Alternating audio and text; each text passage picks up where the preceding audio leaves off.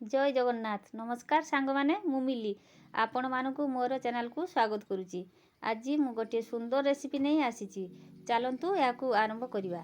चना पनीर तरकारी पई मु ए सब मसला नहीं एथे मु 5-6 खंड अदा नहीं, चारू मगज नहीं 2 चम्मच, जीरा नहीं 1.5 चम्मच,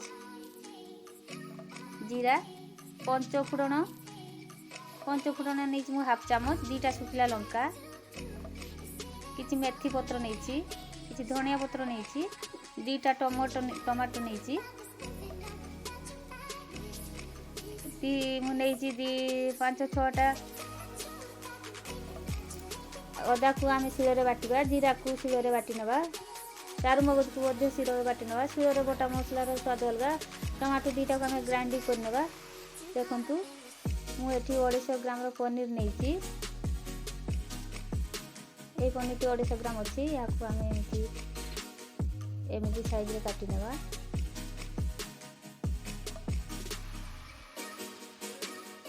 या छोट छोट कर काटिया।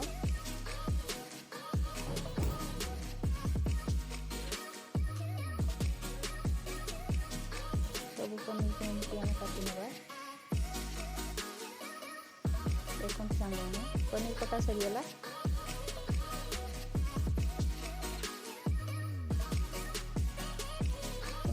पीस होती आलू चना को प्रेसर सिझे आनी, चना को 4-5 घंटा पानी में भिजई थी, प्रेसर सिझे आनी, 2टा बड़ साइज आलू को एमती छोट छोट काटी सिझे आनी। कढ़ई बसैवा, कढ़ई रे मु 2 कप तेल देइछि, मुझे रिफाइन तेल देइछि, आपण माने चाहिए आपण को पसंद तेल दे पारिबे। तेल टी गरम होगा पाई मु गैस रो फ्लेम को हाई कर देइछि। तेल टी गरम हो गलानी। एबे मुझे टिके लुण पकई देखली कि तेलटा ठीक से गरम हो, तेलटा गरम हो आसलानी। एबे पनीर को सेथिरे पकेइबा, सब पनीर को सेथिरे पकेइबा।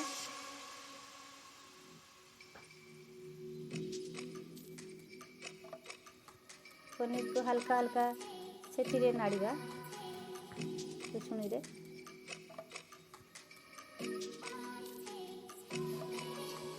तापर गोटे बेलारे किछि पानी नवा, फिर गोटे चामच चीनी दवा, पुणी आ गोटे चामच चीनी दवा, 1-2 चामच चीनी दे से पानी रे गुळेइबा। पानी टी 2 कप मापर हेइथबो। तापर आमे पनीर को गुळेइबा, पनीर टी बादामी रंग हवा पर्यंत ताको गुळेइबा, छाणीबा कढ़ई रे। पनीर टी हमर हेई आसलानी।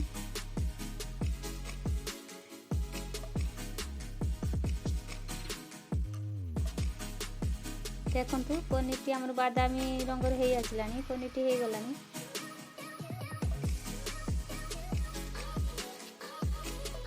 आ बेसी ये कले टाण हेई जिवो, तेणु ताको छाणी की से पानी पात्र रे पकेइबा।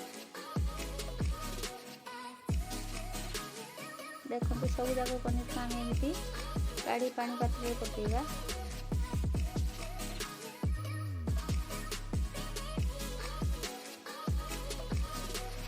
तापर कढ़ई को धोई पुणी गैस रे बसैबा। कढ़ई की ताती गला पर सेथिरे 2 बड़ चामच तेल पकेइबा।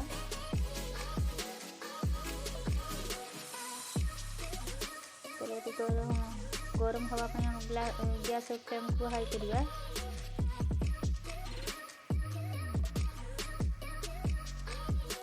सेठी हम गोटे चामच चीनी पकेइबा।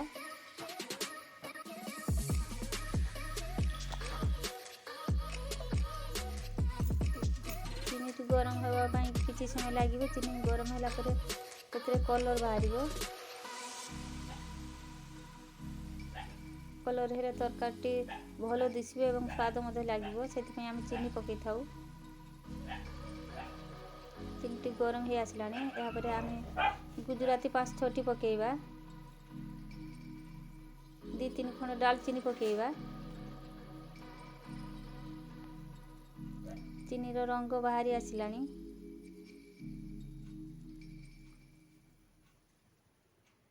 एबे चीनी रो रंग बाहरी आसी। ସେଥିରେ ଆମେ ଅଦା ଟିକେ ବାଟିକି ରଖିଥିବା ଅଦାକୁ ପକାଇବା। ଏବେ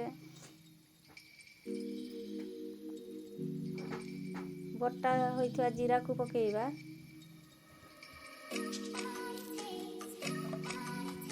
ଗ୍ୟାସର ଫ୍ଲେମ୍ ଲୋ କରିଦେବା। ଧୀରେ ଧୀରେ ତାକୁ ବୁଡ଼େଇବା।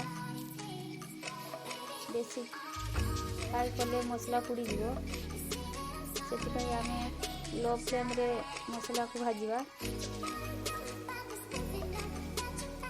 ସେଥିରେ ଆମେ କାଶ୍ମୀରୀ ଚିଲି 2 ଚାମଚର ପକାଇବା। କାଶ୍ମୀରୀ ଚିଲି ପକାଇଲେ ତରକାରୀର କଲର୍କୁ ବଢ଼ିଆ ସୁନ୍ଦର କରାଏ।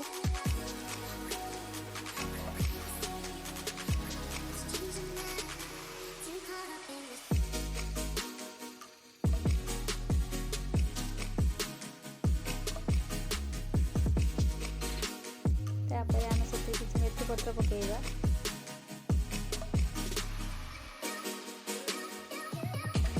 ମନେ ରଖିବେ ସାଙ୍ଗମାନେ, ଗ୍ୟାସର ଫ୍ଲେମ୍କୁ ସବୁବେଳେ ଲୋରେ ରଖିଥିବେ।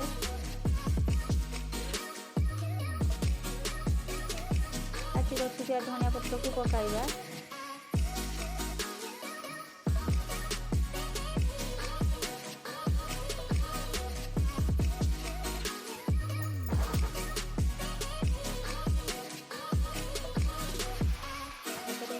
ହାଫ୍ ଚାମଚ ହଳଦୀ ଗୁଣ୍ଡ ପକାଇବା।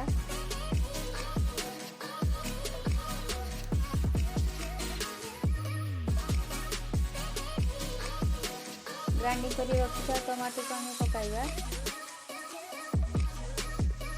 କିଛି ସମୟ ଫେଣ୍ଟିବା।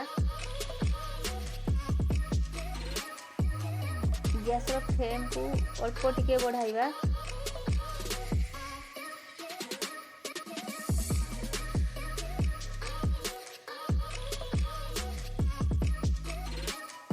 ସବୁବେଳେ ଧ୍ୟାନ ଦେବେ ସାଙ୍ଗମାନେ, ମସଲା ଯେମିତି ପୋଡ଼ି ନଯାଏ, ତେଣୁ ଗ୍ୟାସର ଫ୍ଲେମ୍କୁ ହାଇ କରିବେନି।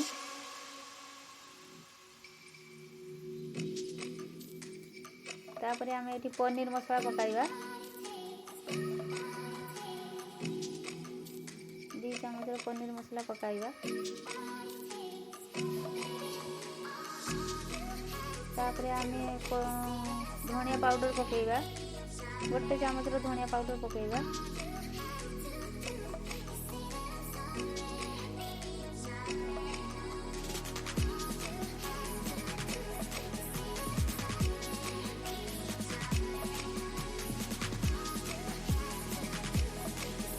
ତାପରେ କରି ପାଉଡ଼ର ପକାଇବା। 1 ଚାମଚର କରି ପାଉଡ଼ର ପକାଇବା।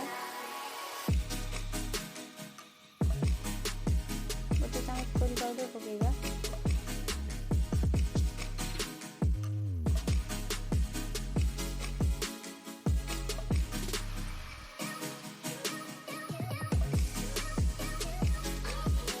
ମସଲାରୁ ତେଲ ଛାଡ଼ି ଆସିଲାଣି। ମସଲାଟି ପ୍ରାୟ ଆମର ହେଇ ଆସିଲାଣି।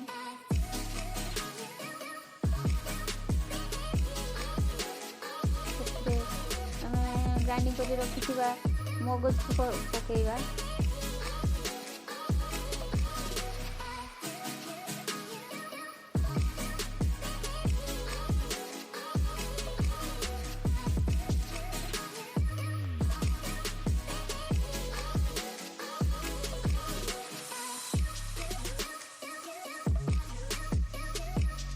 ଅଳ୍ପ କିଛି ପାଣି ଦେବା।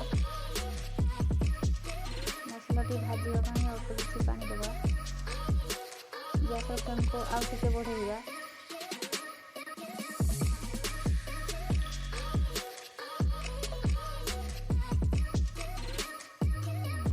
ଦେଖନ୍ତୁ ଆମ ମସଲା ଫୁଟି ଆସିଲାଣି। ଆଉ ଅଳ୍ପ ଟିକେ ପାଣି ଆଡ଼୍ କରିବା। ମସଲାଟି ଶୁଖି ଯାଇଥିଲା।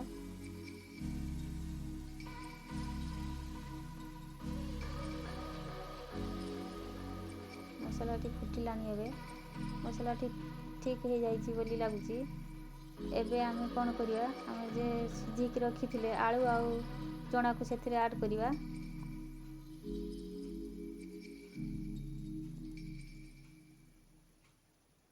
ଏମିତି ତାକୁ ଘାଣ୍ଟିବା। କିଛି ସମୟ ଛାଡ଼ିଦେବା ତାକୁ କଷିବା ପାଇଁ।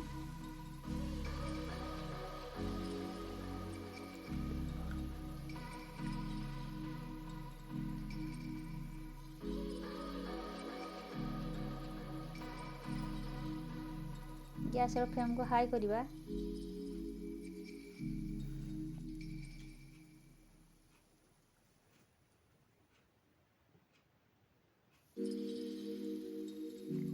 ତାପରେ ଏଥିରେ ଅଳ୍ପ ଟିକେ ଲୁଣ ଆଡ଼୍ କରିବା।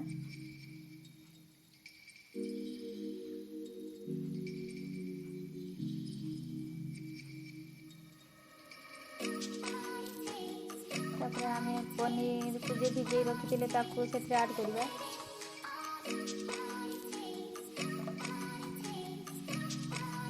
ଦେଖନ୍ତୁ ସାଙ୍ଗମାନେ, ଏ ପନିରଟି ଖାଇବା ପାଇଁ ବହୁତ ସୁନ୍ଦର ଲାଗିବ, ନରମ ମଧ୍ୟ ହେବ। ପାଣିରେ ଭିଜେଇକି ରଖିଲେ ପନିର ସ୍ୱାଦ ବଢ଼ିଥାଏ।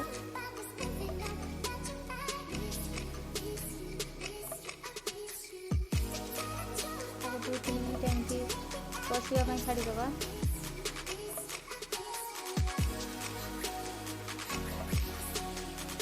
କଷିଲେ ତରକାରୀର ସ୍ୱାଦ ବଢ଼ିଥାଏ।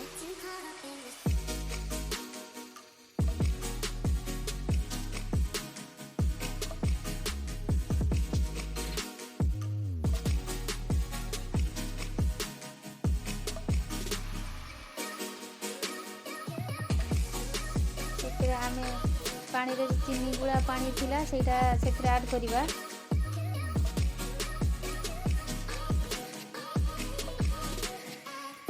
এই ତରକାରୀକୁ ଆପଣ ଯେକୌଣସି ଖାଇବାରେ ଆଡ଼୍ କରିପାରିବେ। ତାକୁ ରୁଟିରେ, ରାତିରେ ରୁଟିରେ ଖାଇବାରେ ଆଡ଼୍ କରିପାରିବେ, ଦ୍ୱିପହର ଭାତରେ ବି ଖାଇପାରିବେ।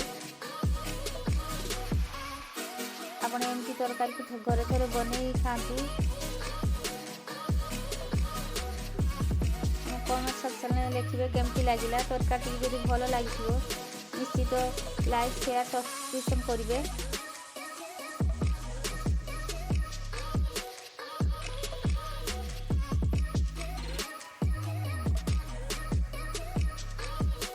ଏବେ ତରକାରୀଟି ହେଇଗଲାଣି। ମୁଁ ଗୋଟେ ଅଲଗା ପାତ୍ରକୁ କାଢ଼ି ଆଣୁଛି। ଦେଖନ୍ତୁ, ସେଥିରେ ତାପରେ କିଛି ଧନିଆ ପତ୍ର ଦେଇ ସଜାଉଛି। ତରକାରୀ ବାସ୍ନା ତ ବହୁତ ବଢ଼ିଆ ହେଉଛି। ଆପଣମାନେ ବି ନିଶ୍ଚିତ ଘରେ ଏମିତି କରି ଖାଇବେ। ଯଦି ଭଲ ଲାଗିଥିବ ମୋ ଚ୍ୟାନେଲଟିକୁ ଆପଣ